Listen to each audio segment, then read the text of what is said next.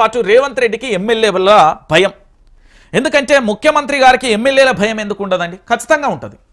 ఇప్పుడు కాంగ్రెస్ పార్టీ ఎమ్మెల్యేలు తమ నియోజకవర్గానికి నిధులు కావాలంటారు, తమ టెండర్లకు అనుమతులు కావాలంటారు, దాంతోపాటు ఫండ్స్ కావాలంటారు, దాంతోపాటు తమ నియోజకవర్గాలకు సంబంధించి ఏదైనా గ్రామాలు ఉంటే దత్తత తీసుకోవాలంటారు, లేదా ఇతరత్ర చెప్పే ప్రయత్నం చేస్తారు.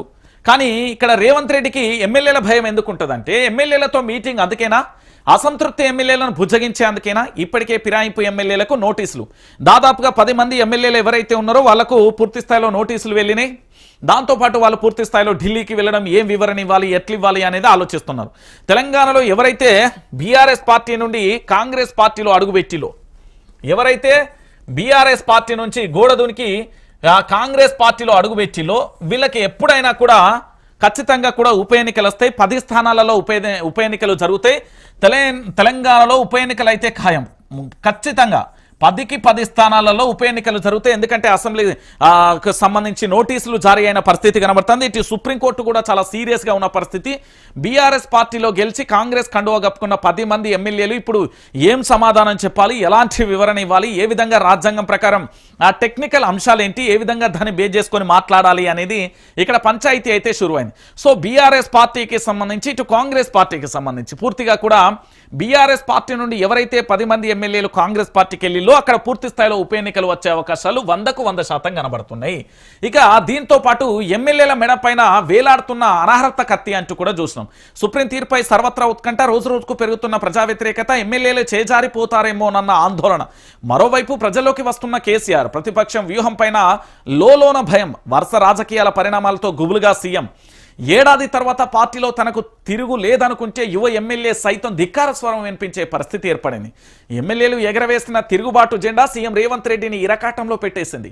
ఎప్పుడు ఏమవుతుందోనన్న టెన్షన్ ఆయన్ను పట్టుకుంది. ఓ పక్కన సొంత పార్టీ ఎమ్మెల్యేలు రహస్య భేటీ, మరో పక్కన సుప్రీంకోర్టులో ఫిరాయింపు ఎమ్మెల్యేల విచారణ, ఇంకో పక్కన ప్రజా వ్యతిరేకత కంటి మీద కనుకు లేకుండా చేస్తున్నాయని, పార్టీలో తన పరపతిని తగ్గించాయన్న ఆందోళన, సీఎంలో నెలకొన్న చర్చ జరుగుతుంది. ఈ నేపథ్యంలో పార్టీ ఎమ్మెల్యేలతో ఆయన ప్రత్యేకంగా సమావేశం అవుతున్నారని, వారిని బుజ్జగించి మళ్ళీ దారిలోకి తెచ్చుకుంటేనే తన ప్రభుత్వాన్ని ఎలాంటి డోకా ఉండదన్న ఆలోచనలో సీఎం రేవంత్ రెడ్డి ఉన్నట్టుగా తెలుస్తుంది.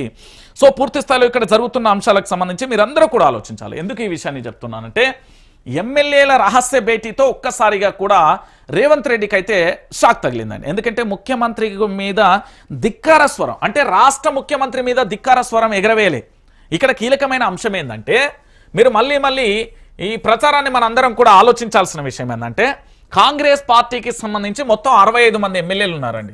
ఈ 65 మంది ఎమ్మెల్యేలలో పూర్తి స్థాయిలో కూడా 10 మంది ఎమ్మెల్యేలు పూర్తి స్థాయిలో చర్చ జరిగింది. ఏంది? తిరుగుబాటు స్వరం ఎగరేషలు. వీళ్ళు ఎవరి మీద వేసిళ్ళు?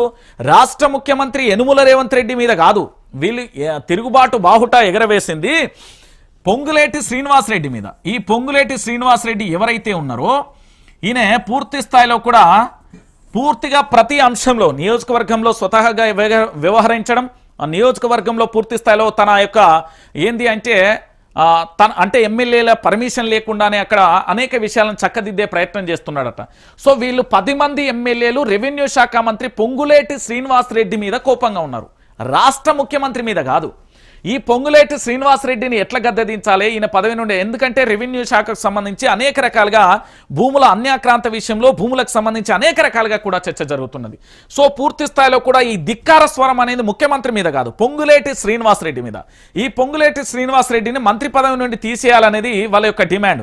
ఎందుకు అంటే పూర్తి స్థాయిలో కూడా పొంగులేటి శ్రీనివాసరెడ్డికి సంబంధించి ఇక్కడ జరుగుతున్న చర్చ ఒకటే. పొంగులేటి శ్రీనివాసరెడ్డి రెవెన్యూ మంత్రిగా ఉంటూ ఇక్కడ అనేక నియోజకవర్గాలకు సంబంధించిన విషయాలలో తన యొక్క అనుచరులకు సంబంధించిన ఆగడాలు పెరిగిపోతున్నాయి, దాంతోపాటు అనేక రకాలుగా ఇబ్బందులు అవుతున్నాయి అనేది ఈ 10 మంది ఎమ్మెల్యేల తిరుగుబాటు. అంటే అల్టిమేట్గా 10 మంది ఎమ్మెల్యేలు కాంగ్రెస్ పార్టీ జెండా మీద గెలిచినా, కాంగ్రెస్ పార్టీ అంటే ఇష్టం ఉన్నా, కాంగ్రెస్ పార్టీ కోసం పనిచేసినా అల్టిమేట్గా ఏంది అంటే వాళ్ళ యొక్క ధిక్కార స్వరం అనేది ముఖ్యమంత్రికి చేరాలి. పార్టీ పిసిసి అధ్యక్షుడు మహేష్ కుమార్ గౌడ్ను ఎవరు ఖాతాలో కూడా పెట్టుకుంటలేరు. కాంగ్రెస్ అధ్యక్షుడు ఎవరైతే ఉన్నారో అతన్ని పట్టించుకునే పరిస్థితులలో కాంగ్రెస్ ఎమ్మెల్యేలు లేరు. అందుకే మొన్న అలాంటి పరిస్థితి లేదు కాబట్టి ఆయన మాట ఎవరు ఇంటలేరు కాబట్టి అందుకోసమే జానారెడ్డి పెద్దలు గౌరవనీయులైన జానారెడ్డి గారు మీరు అప్పుడప్పుడు గాంధీ భవన్కు వచ్చి వెళ్తూ ఉండాలి, మీరు వస్తేనే పార్టీ చక్కదిద్దుతుంది అంటే ఇది చేదాటిపోయింది అనే విషయాన్ని గుర్తుపెట్టుకోవాలి. కాంగ్రెస్ పార్టీకి సంబంధించిన ఎపిసోడ్ ఏదైతే ఉందో ఎమ్మెల్యేలకు సంబంధించిన ఎపిసోడ్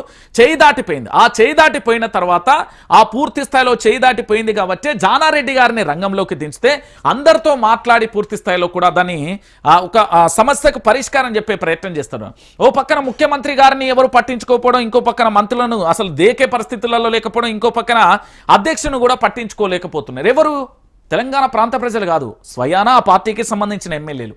అంటే కాంగ్రెస్ పార్టీలోనే ఎంత తిరుగుబాటు బాహుట మొదలైంది, కాంగ్రెస్ పార్టీలో ఏ విధంగా తిరుగుబాటు బాహుట అంటే ఉన్నది అనే విషయానికి సంబంధించి కూడా మీరందరూ కూడా ఆలోచించుర్రి. నేనేమంటున్నానంటే నిజంగా ముఖ్యమంత్రికి మీద ఆ 10 మంది ఎమ్మెల్యేలు ఎవరైతే తిరుగుబాటు బాహుట ఎగరవేసిలో ఆ 10 మంది ఎమ్మెల్యేలకు సంబంధించి నిజంగా కూడా ముఖ్యమంత్రి గారి మీద తిరుగుబాటు బాహుటనా, లేకపోతే మంత్రుల మీద ఆ తిరుగుబాటు బాహుటనా, లేకపోతే కాంగ్రెస్ పార్టీ పరిపాలన నచ్చక పూర్తి స్థాయిలో ఎమ్మెల్యేలు ఒక వ్యూహాత్మకంగా అడుగులు వేశారా అనేది కూడా మీ అభిప్రాయాలను కూడా ఇక్కడ వంచేరు. నేనేమంటున్నానంటే తెలంగాణ ప్రాంత బిడ్డలందరికీ కూడా తెలవాల్సిన పరిస్థితి కనబడుతుంది. సో ఖచ్చితంగా కూడా ఇక్కడ ఏంటి ప్రతి ఒక్కరు కూడా ఆలోచించాల్సిన విషయం ఏంటంటే ఇక్కడ జరుగుతున్న పరిణామాలలో ప్రతి ఒక్కరి కూడా తెలంగాణ ప్రాంత బిడ్డలు తమ అభిప్రాయాన్ని ఇక్కడ చెప్పారు. ఎందుకంటే పూర్తి స్థాయిలో కూడా జరుగుతున్న ఈ పరిణామాలలో, ఎందుకంటే రాష్ట్రానికి సంబంధించి ముఖ్యమంత్రి పీఠం ఉంటుందా లేకపోతే మంత్రులకు సంబంధించి జరిగే పరిణామాలు ఉంటాయి అనేది కూడా మనం వేచి చూడాల్సిన పరిస్థితి కనబడుతుంది. ఇక మొత్తానికి ఇవాళ భేటీ, దానితో పాటు ఎమ్మెల్యేల భయం ముఖ్యమంత్రి గారికి అయితే ఉన్నది. సో ఇది చాలా క్లారిటీ అండి, ఈ విషయంలో ఎలాంటి డౌటు కూడా లేదు. సో పూర్తిగా కూడా ముఖ్యమంత్రితో భేటీ అయిన తర్వాత ఎమ్మెల్యేలలో ఈరోజు కుర్చీలు లొల్లి పెట్టుకుంటాయా, కుర్చీలు కొట్లాట పెట్టుకుంటాయా అనేది ఒకటి వేచి చూడాలి.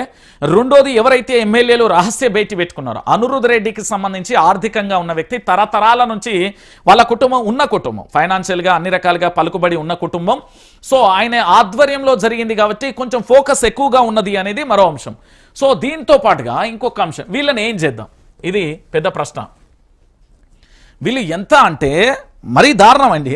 ఒక పార్టీ అధికారంలోకి వచ్చిందో రాలేదో వెంటనే కూడా దునికేసిరండి. ఏం చేద్దాం? అసెంబ్లీ సెక్రటరీ నోటీసులపై ఫిరాయింపు ఎమ్మెల్యేల తర్జన భర్జనలు.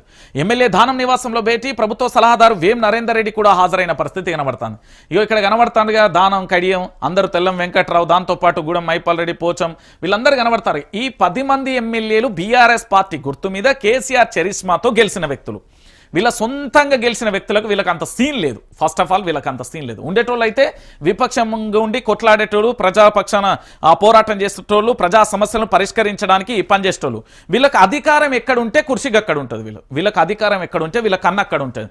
నేను ఎట్టి పరిస్థితుల్లో అధికారంలో ఉండాలి. రాత్రి నిద్రపోయేటప్పుడు వీళ్ళు జపం చేస్తారు అన్నట్టు, నేను విపక్షంలో నేను విపక్షం, నేను అధికారం అన్నట్టుగా వీళ్ళు పూర్తి స్థాయిలో కూడా విపక్షంలో ఉండి ప్రజల పక్షాన పోరాటం చేయడానికి వీళ్ళకి ఎప్పుడూ ఇష్టం ఉండదండి.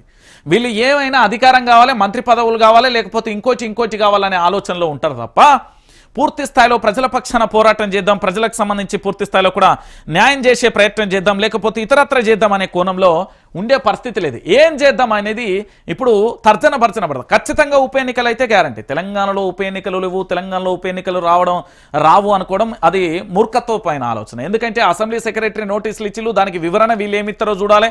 దాంతోపాటు ఈ 10 మంది ఎమ్మెల్యేలను కూడా ఇప్పటికే ప్రజలందరూ కూడా చీకొడుతున్న పరిస్థితి. భవిష్యత్తులో వీళ్ళ కార్యాచరణ ఏమున్నా కూడా ఇక ప్రజలు పట్టించుకునే పరిస్థితి. వీళ్ళకి ఇంతటితో రాజకీయ ఏంది అంటే ప్రయాణం అనేది క్లోజ్ అయింది అంటూ కూడా రాజకీయ విశ్లేషకులు కూడా చెప్తున్న పరిస్థితి కనబడుతుంది. ఫైనల్